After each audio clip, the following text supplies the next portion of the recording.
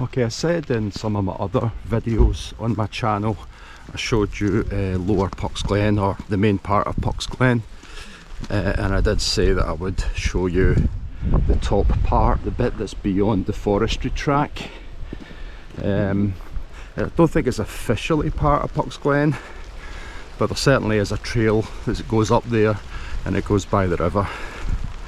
And because we're going to the upper bit, I'm actually going up through the forest this time rather than along the road and then following the ravine up through, you know, along the track that goes alongside the river. Like I say, if you want to see the whole of Pucks Glen, this is not the recommended way to go, in my opinion, because this path comes out halfway up, forcing you to make a choice about going left or right, which means that you miss out half the ravine, half of the glen. But that's not an issue here because the bit I'm going to is a bit further up from that. Okay, I think I need to stop talking now. I need all my oxygen to get up here.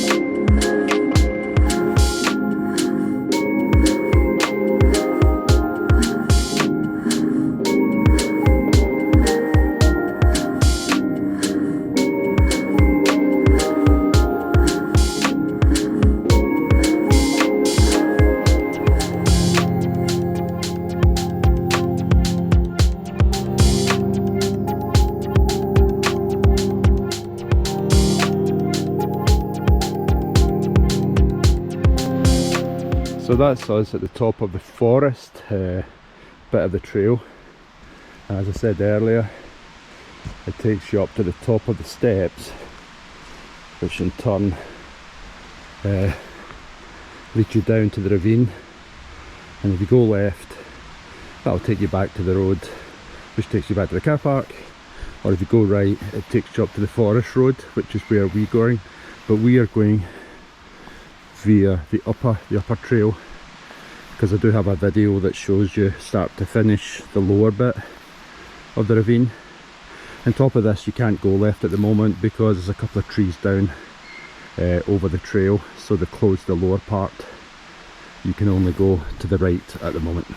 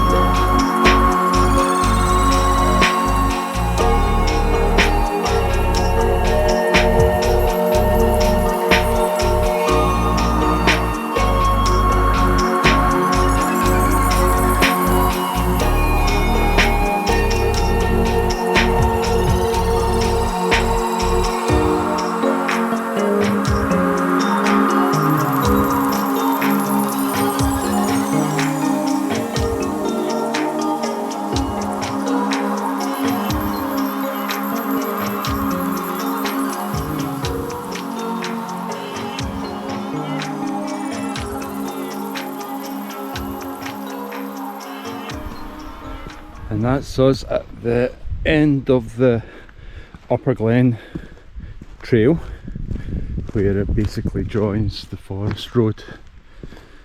So to go to the upper bit of the glen, or the upper bit, I never quite know what to call that bit, because what people tend to say, Lower Glen is a bit from the road up to the stairs, Upper Glen's a bit from the stairs up to this road here. So the bit we're going to do is what, Upper Glen, I suppose. I don't think it's classed as officially part of Pucks Glen. And I was just talking to a forest guy there as well, forestry guy, who was up checking the state of the paths and the tracks after all the winds and all the rain and all the rest of it. And he was saying that there's a bit of damage to this upper track, so basically just to walk it with a lot of caution, which I will. If it looks too dodgy, I will turn back. But on the left there, that's where, if you go up the gorge at Pucks Glen Gorge, this is where you'll come out. And this is the Upper Glen. And they put a slightly more substantive barrier on it. But yeah, we'll give it a go.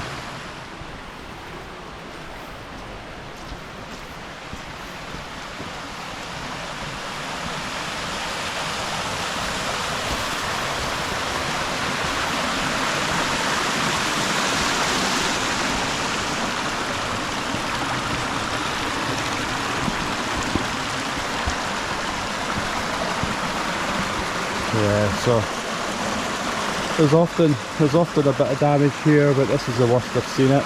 It's still passable though.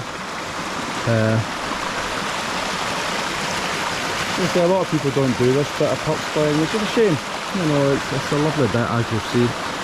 Right, so I'm just going to navigate this bit here and get under those trees, and which have always been there. That's not a new thing. And go on to the next bit.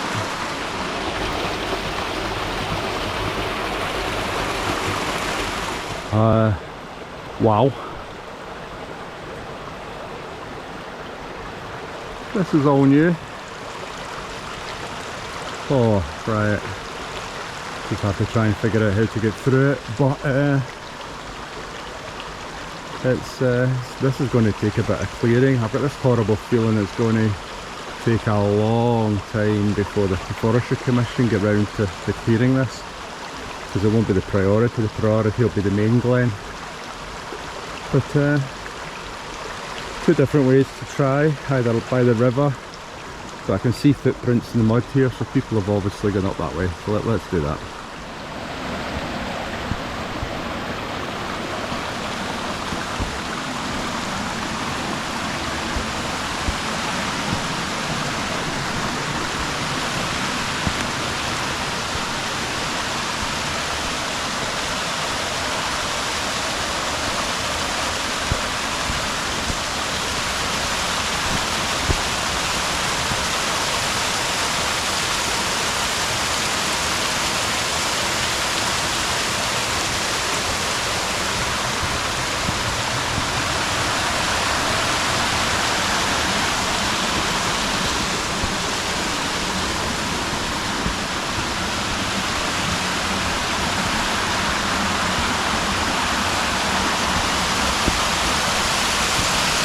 So this is one of these waterfalls I've photographed quite a lot of times.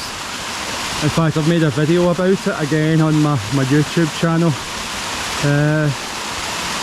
But not today, we're going to keep going. But it looks like there used to be quite a lot of undergrowth blocking access to the site of the waterfall, but a lot of that seems to be gone.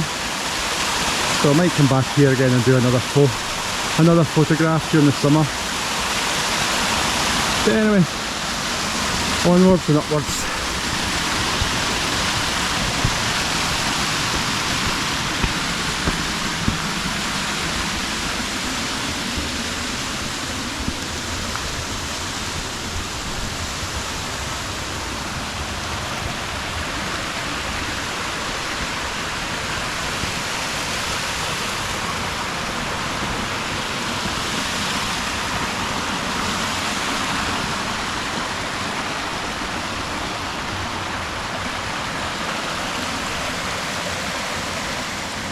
you know, I don't think I've actually photographed that waterfall. In fact, the way it's stepped like that, it reminds me of the waterfall in Pucks Glen that I call the staircase. Very similar. So I think during the summer, when I get my wellies on, come up here, get in a bit right in the water, get a nice big close-up shot of that waterfall, I think. It's just a shame that I couldn't take in more of this background, but if you made the shot really wide, take all that in, even as a vertical shot, it would just make that waterfall just make it look too small and insignificant.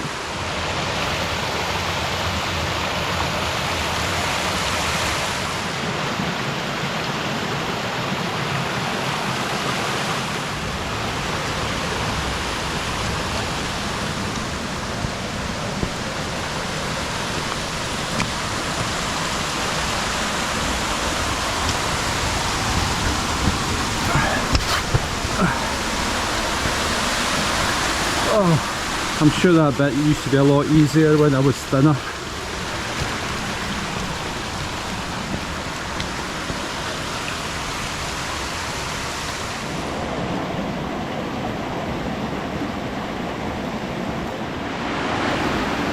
Okay, there used to be a track here, so yep, another thing that was damaged by the storms.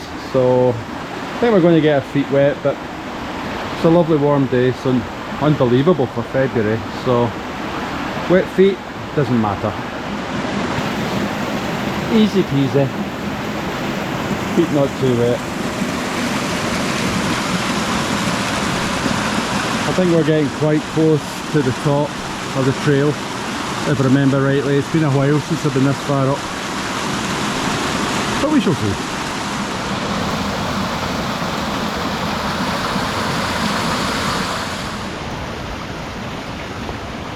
And I think this is the last set of steps, or penultimate. This is the last big ones. Once you're by this, you're almost at the top of the track.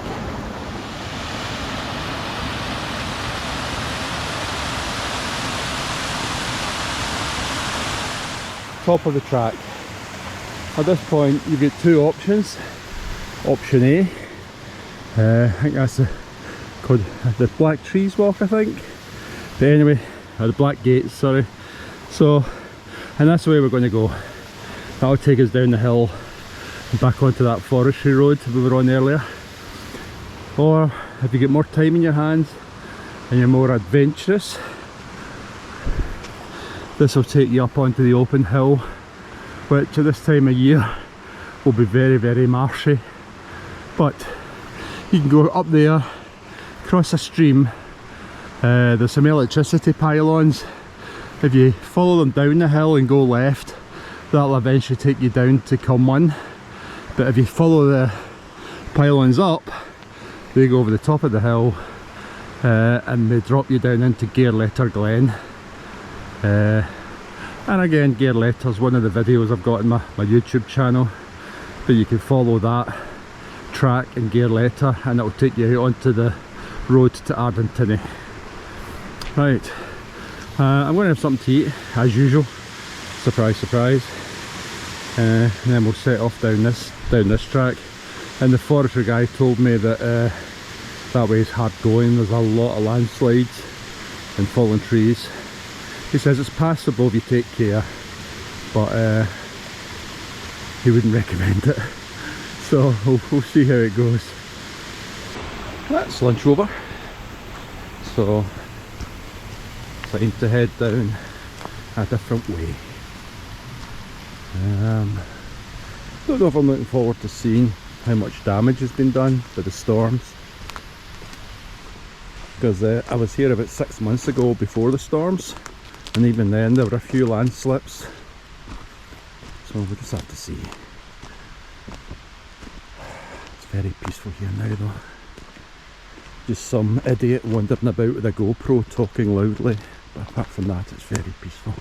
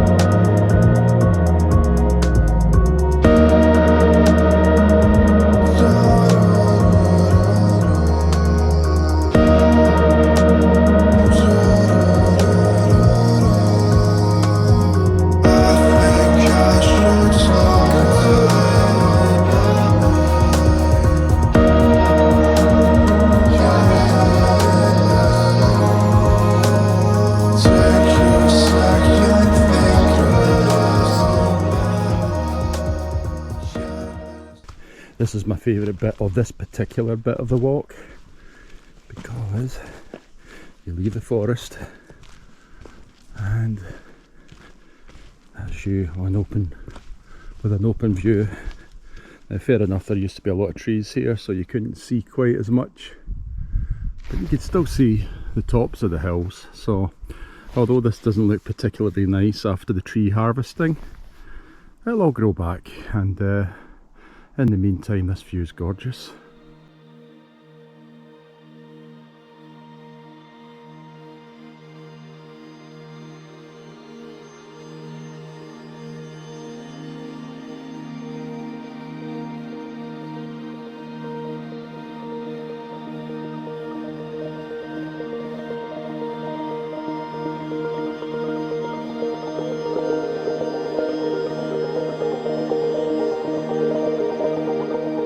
So we're almost down. That's the forestry road just there, and round there. And I have to be honest, there's not as much damage done to the trail as I thought there was. In fact, I reckon the forestry work a couple of years ago did more damage to the trail than nature did. You know, I think there's one tree down, but the bits that were subsided in the track were already pretty much like that, even before the storms. Just as a quick aside, there was one time I was trying to get to Pucks Glen from Pinklung, so you can go over the open hillside up there, and then you can drop down to the top of Pucks Glen from the open hillside. But I overshot. I ended up coming too far along, and up there the light was starting to fail, and up there was a lot of ferns, and so I didn't actually see that drop. All I saw was the tops of the trees, and I thought they were wee trees just starting to grow. Like you can see there's a few of them there, a couple of wee trees, but what I was actually seeing was the top of big trees. So fortunately, just before I went too far, I managed to see the edge of the cliff, and I backed off. But I have to be honest, there were all trees here, so visibility was really bad in there, and trying to find my way down through there with all those trees and all these drops and gullies, it took a while. I think I ended up sort of joining the track, yeah, just about down here. I had to slide down the last bit in my bum, ended up down there. But I have to be honest, although the view's better with the trees down, I used to love this wee bit. Coming down there was lots of all the trees were all growing up, and there's some lovely streams and some bridges. It was lovely here. Well, hopefully it'll be like that again once they plant the new stuff, if they ever plant the new stuff. Because yeah, it's not very pretty. But anywho, I think I'll probably finish the video here. Basically, we're just going down here. I'm going to go left, and that will take me back to the top of Pucks Glen, and then I'll just go down to the car park. So thank you very much for watching. I haven't actually recorded this on my OS Maps app, so I have no screenshot to show you at the end of the video, I'm afraid. But anyway, thank you for watching.